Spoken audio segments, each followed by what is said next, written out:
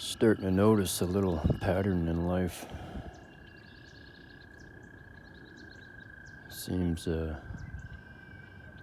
people are in need of support, just someone to talk to, literally, they don't find it. Or they might find it, but they know it's superficial and the people really don't care and they really don't listen. And they might find that behind their backs they're saying, oh, all this guy does is complain. Every time I call her, she complains. Every time I talk to them, they're talking about family problems. Seems like everyone's got this thing in their heads that if somebody starts complaining, they're automatically a negative person and you should avoid them. Literally. And that's a trick of the devil. That's not God. That's not community. That's not loving your neighbor. And I'm not just talking about myself, I'm talking like in general. I've noticed, and I've heard it from people too. For 2 decades now, since the millennium. There's cliches that start. They tell you to them when you're a kid, and you keep hearing it repeated over and over and over again, so by the time you're an adult, it's automatically second nature to you to think that way. One of them is like, never say I love you first. Right? Another one's men don't cry. Right? All that kind of stuff. So now there's the internet. These things get ramped up quite quicker. They don't have to tell you your whole life. They literally put it online. The next day it goes viral, and instantly in everyone's mind, they're thinking, okay, this is the way everybody thinks now. This is the way everybody reacts now. This is the way I have to be now. Literally, that's how it works.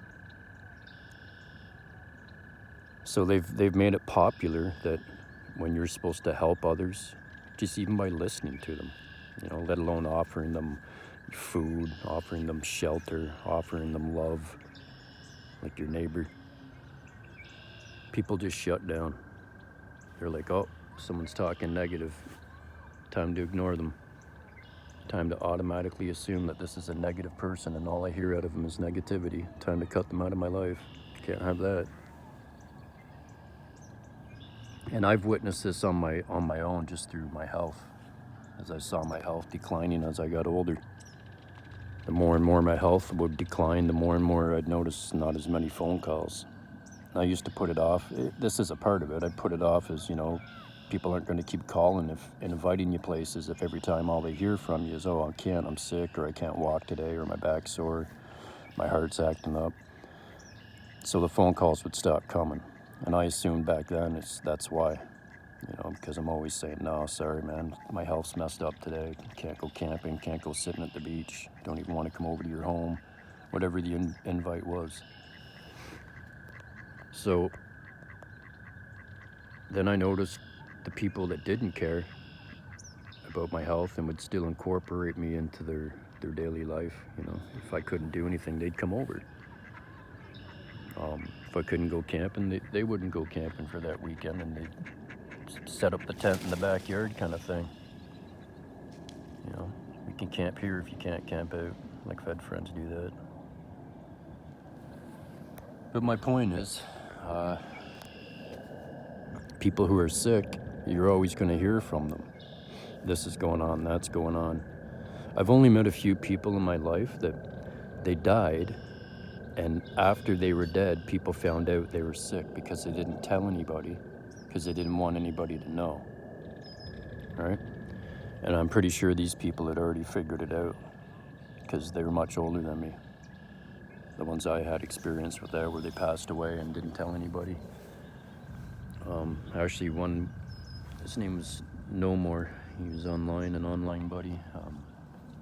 He was probably about 10 years older than me, so not that much older. But people like in your circle, I'm not talking online, you don't know they were sick till they pass away. They had cancer, or leukemia, or lupus, or multiple sclerosis, or something, a life-threatening disease, or a heart problem. And I'm figuring it out now that those people didn't tell anybody because they know when people would ask and they would hear how sore they were or how hurt they were or they couldn't participate in this or that they wouldn't be getting phone calls. Their friends would slowly avoid them, and their family. So yeah, I can understand. You know, this is my situation too, because my health started going down. Phone calls started coming less and less. I noticed the pattern, and I started telling certain people in my life and friends, like, hey man, if you don't want to hear the negative things, because I understand this, don't ask, man. Don't ask how I'm doing today, or, you know, how's my health, or what's the checkup. Because it just seems like everything was getting more negative as more and more diseases would be compiled on me, right? So I can't help it. I can't help it. There's a little turtle that just poked up. And other people out there can't help it. They can't help that they have health problems. And then the people with mental health problems, I can see where they're getting left alone too. When there's no support for them, nobody calling them, no one helping them. And then the resources in town that are supposed to help them don't. They close mental health hospitals. Like, I think before the millennium they did this. They just shut them all down in Ontario, basically all of them. If your city had 10 hospitals, boom, they closed them all down and only had one. And it wasn't open for them to come and sleep in and stay in and get round care. They could only go to that hospital, get medications daily that they weren't allowed to prescribe, that they had to show up for. So yeah, I can understand why people are killing themselves left, right, and center now. Suicide. And then people say, oh, I've seen all the markers. Oh, he was alone. Oh, he had this. He had drug addiction. He had alcohol addiction. He had mental health issues.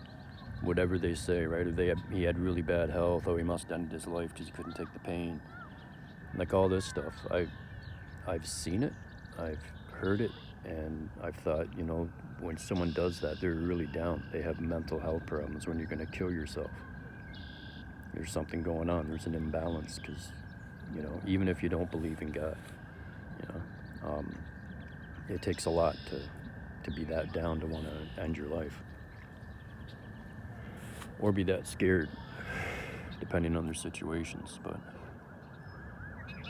I'm noticing a lot of these people that do this, they're alone in life, and they got no one to talk to. And some of them that might even be high up celebs, like Naomi Judd, she just did it. So if you're famous and you're in the spotlight, and maybe you have a whole bunch of people that look up to you, you don't want them to know that, oh, today this is going on in my head, or oh, today this is hurting in my bones, or oh, today my heart's hurting. It shows weakness. And again, it's another cliche, another meme that they say to you, that you don't show weakness. Don't show people you're weak. And love is weak, right? And have no fear and all that kind of stuff. No fear is a good one, but there's reasons we have fear in us. It's a flight or fight thing, you know. It's to help you survive, so you have to use your discernment on that one. But yeah, because I'm going through it, I understand it now. I understand why people take their lives. I'm not saying I would. Like, I will never take my own life. You guys hearing this is not what this video is about at all. I'm far from suicidal. Even if I were to get in an accident and I can't walk, I can't talk, I can't nothing, I'm a complete vegetable, I don't want to die. I've told my family that ever since I've been a little tiny guy. If I can't speak, don't pull the plug, because I don't care what happens. Whatever happens to me is from God, and I'll take it. But yeah, I'm just making this video because I don't even know why. I just started talking, to tell you the truth. But yeah, I've noticed it's that's the thing. They don't have someone to talk to. And the people I've helped in life that have come out and told me, hey man, I've spoke to counselors for 10 years. Or other ones could be marriage counselors or have marriage problems. Or other ones it could be psychologists, you know. From army guys to people who own their own businesses to people who don't own a penny and they're in the street. They've come up and told me, hey, thank you. just talking to you for that short amount of time was more than talking to all these professionals for years and years and years. And I never got anywhere. I never got it.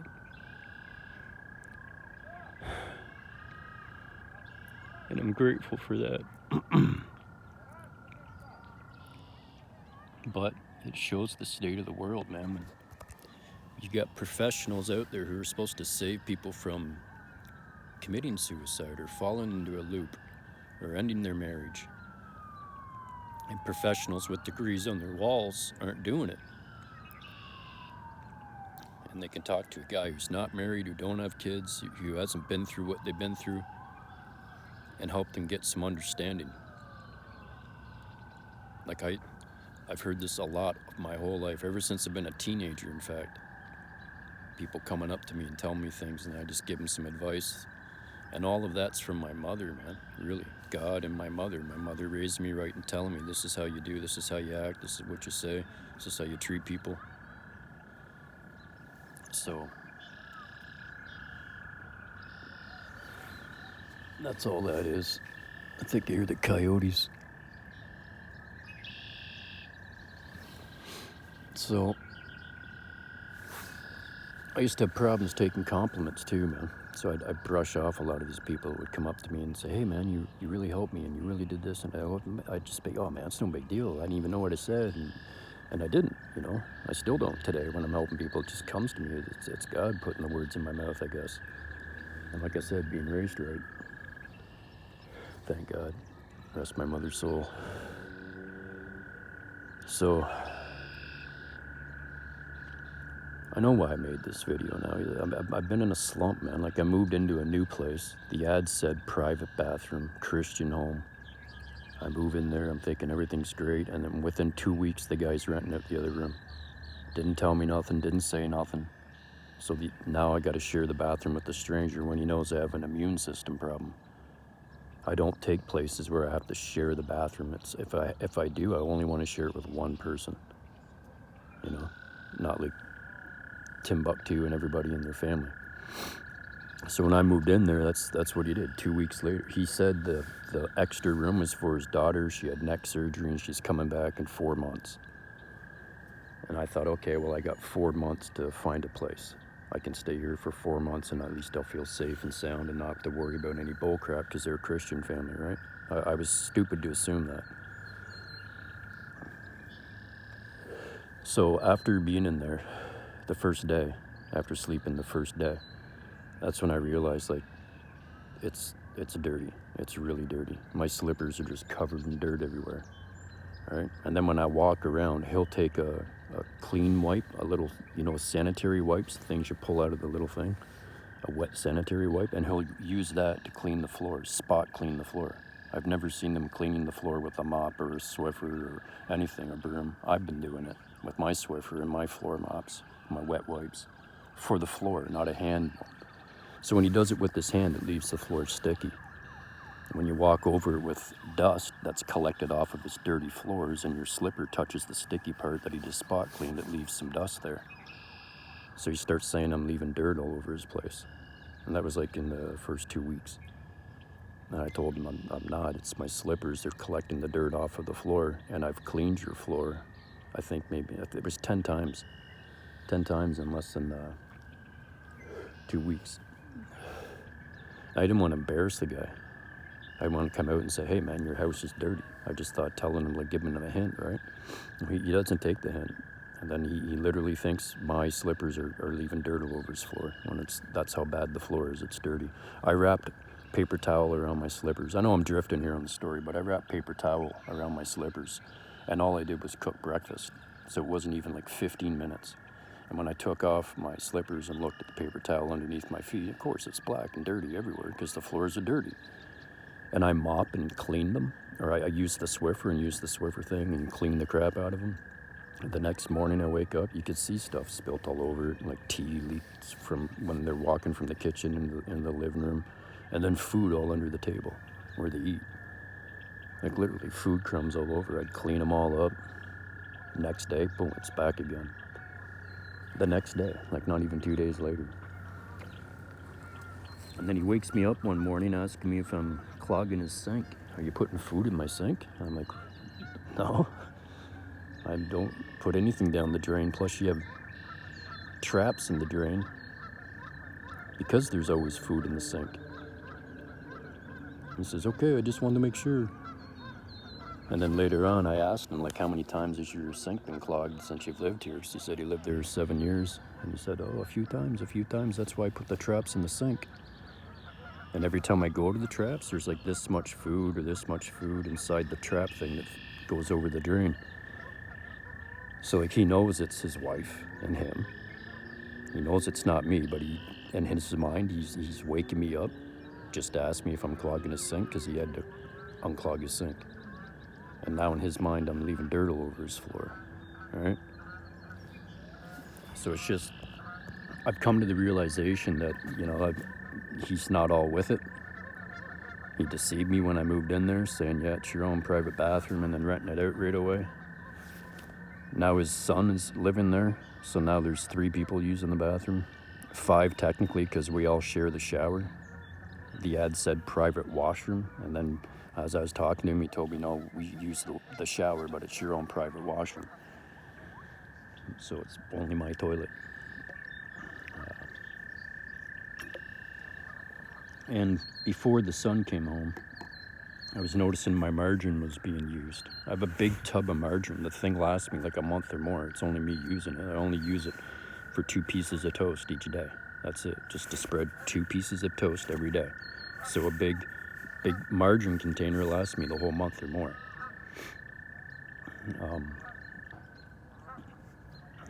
So today I woke up, my son's using the kettle. They have their own kettle to use. Like, why use mine? And so I just asked him, hey, did you use the kettle? He said, oh yeah, I did. And I said, oh, that's why my handle's been so sticky. And he goes, oh, well, I washed my hands. Here, I won't use it anymore then. Like, he said it cocky like, you know? So I didn't say anything after that when he said, oh, I just won't use it anymore. Or because he said, I'll never use it again. And I was like, I wanted to say, all right. But I just shut up. I just didn't say nothing because I just woke up, right? And he's like a teenager kid. He just sits there and plays video games, does his thing. He was outside my window smoking weed. Weed's coming inside the window. I'm thinking, what the fuck?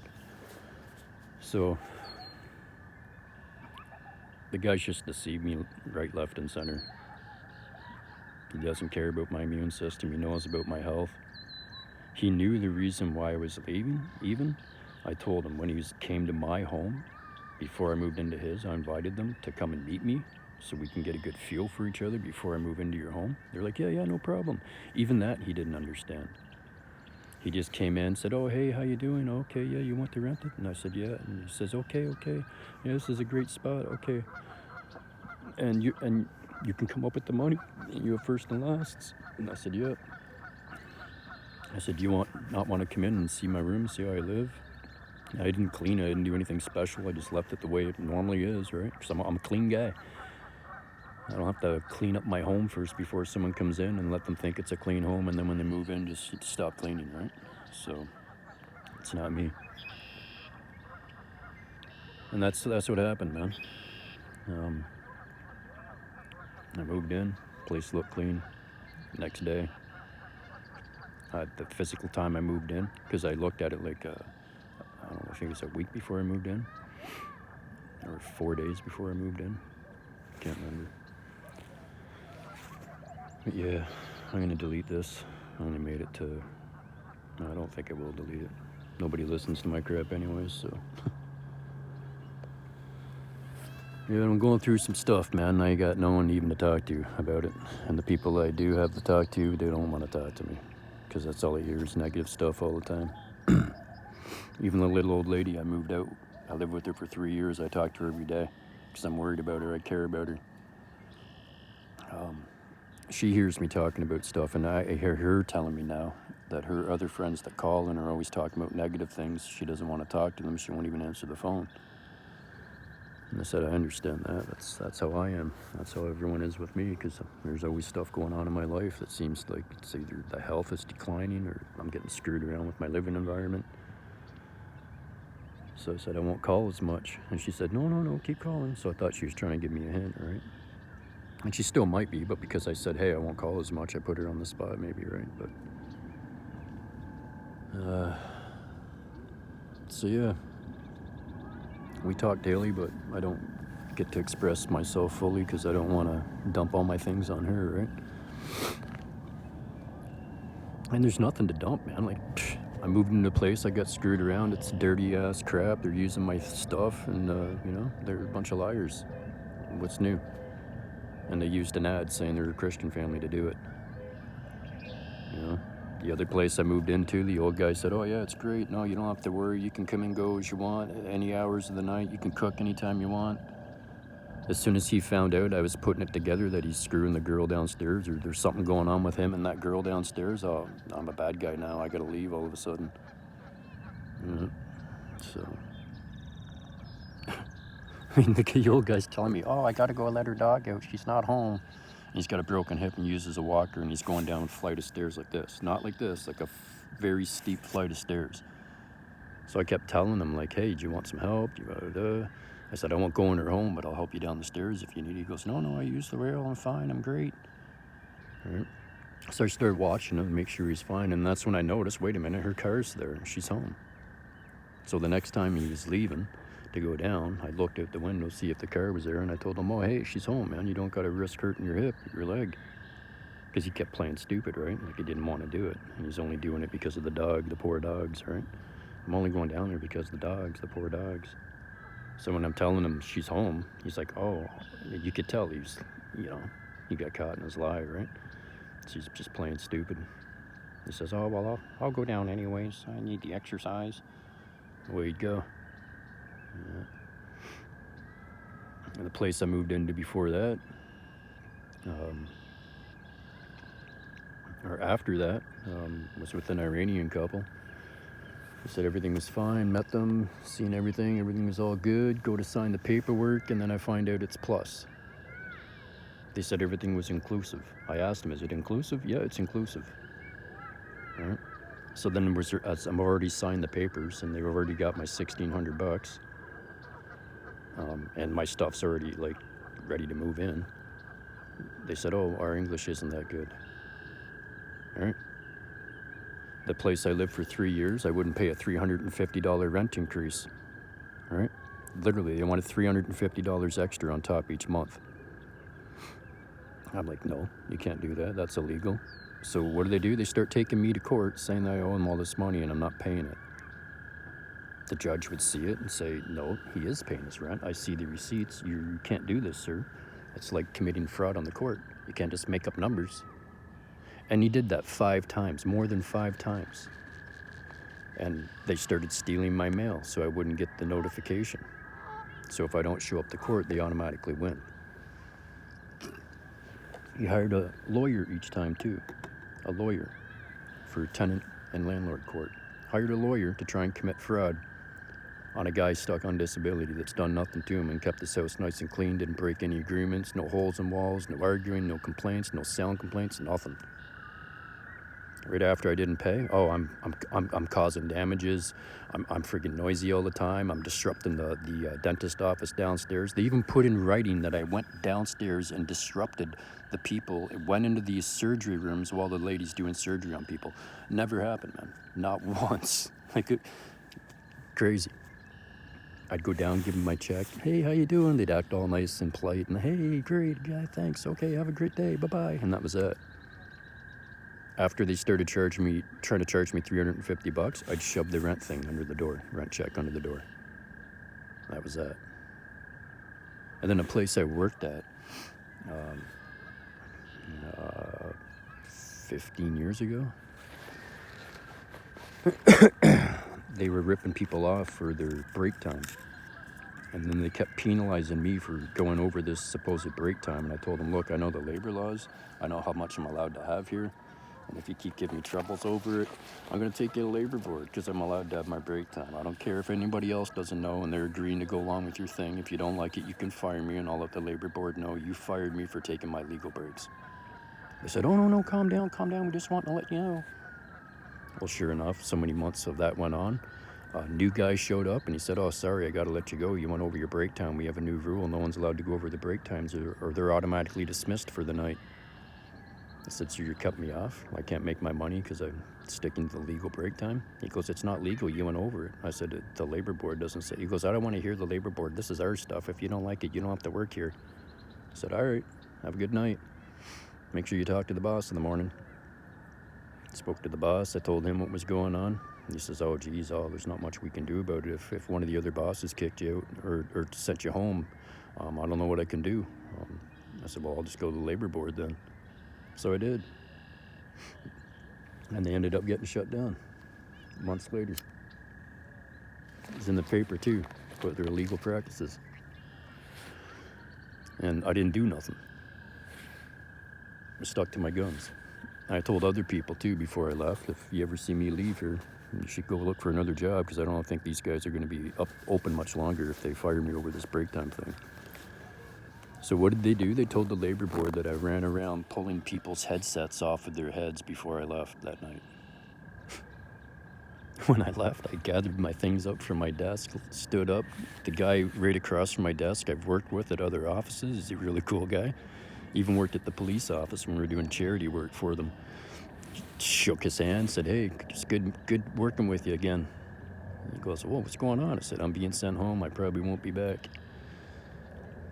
He goes, yeah, it was really good working with you." "Oh, geez, this isn't good." I said, "Oh, it is what it is. If you see me tomorrow, everything's fine. If not, I'd go look for another job, brother." And he knows too, because he's worked with me, right? And then I simply walked out the front door. One of the little supervisors were even holding the door for me. Didn't say, I said goodnight to her, just nice and polite like I am. So, these people that discredit my character, I let them. I don't defend it. What's the point? If I'll defend it in court, but what's the point? Why would I go back there and say, "Oh, I didn't pull off the headsets"? Why were you lying? Well, they were lying. Know why they were lying? Because they're trying to make me out to be the bad guy and then be the good guy. That's between them and God, not me. And it's the same with this place that I moved into. Who does that? Who puts an ad saying they're a Christian family? It's a private bathroom, only one room for rent. And then they tell me when I move in there, no one's coming in, that besides their daughter in 4 months, their daughter and their granddaughter, and if it doesn't work out, then I can move. And I said, "Yeah, that's good. No problem there." He goes, if you don't like sharing the washroom with her, you can move." I said, "Yeah, that's good." I knew I had at least 4 months. And it was 2 weeks, man. People are coming in and out of that place. And I asked him, I said, "Oh, are you showing the room?" He goes, yeah, I'm going to rent out the room." And then just turned back to his phone and didn't say a word. You know, he didn't tell me ahead of time, nothing like that. So one of the guys move in. Again, no discussion with me, no nothing. You know? His wife starts banging the doors after the first week I was there, like slamming the crap out of the cupboards in the morning because she's mad. Right? So I asked him, like, "What's going on?" And keep being woken up by slamming doors and slamming cupboards. And he says, "Oh, it's my wife. She has menopause. It's menopause." And I said, "Oh, okay. Can you ask her to not do it?" And he just kind of laughs.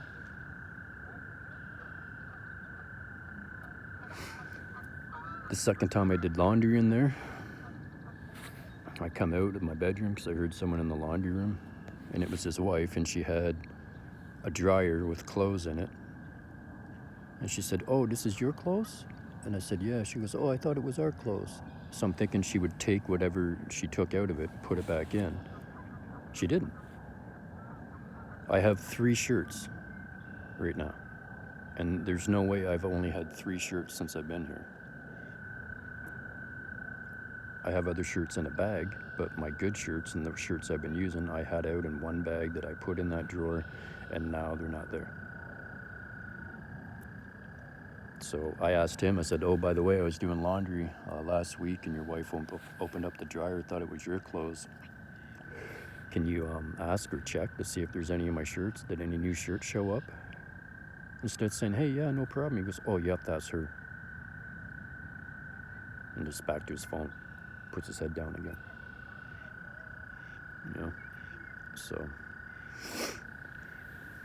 The guy probably can't even look at me straight right now because he knows he's totally changed my whole environment. He knows my immune system's bad. I can't be around other people. And what's he do? You know, fights 2 other people in there to use the toilet, cook up a storm. His son's in there. He's leaving crap all over the place, using my kettle. I grabbed the kettle handle. It's literally, my hand is sticky after grabbing the kettle handle. And I cleaned it. I cleaned it 4 days ago. Thinking, why is it sticky? If someone's using it with sticky hands. And his wife was using my kettle and the margarine before the kid showed up. So why would the kid not do it when his own mother does it, right? So I guess it's just from keeping all that in and not being able to talk and get it out. It's really been eating the crap out of me. And I'm justified with what I'm going through, obviously. I mean, who puts an ad in the paper saying, hey, Christian home, private bathroom, come on in, and then change the whole agreement like 2 weeks later, you know? Oh, and by the way, his son did a hit and run. So he needs to come up with a whole lot of money to keep the kid out of jail because he almost killed the man. The man survived. They're saying the guy threw himself out in front of the vehicle and tried killing himself. Well, from what I've seen and what he's demonstrated to me, and he's come right out and told me lies too, that he's been caught in. So he probably doesn't feel so great. And rightfully so. The latest one is when his kid moved in. He said he was only here for a month. He has a job waiting in Calgary. And I said, oh, he has a job? What's he doing? And he goes, I'm not sure it's a good job. He has a good job.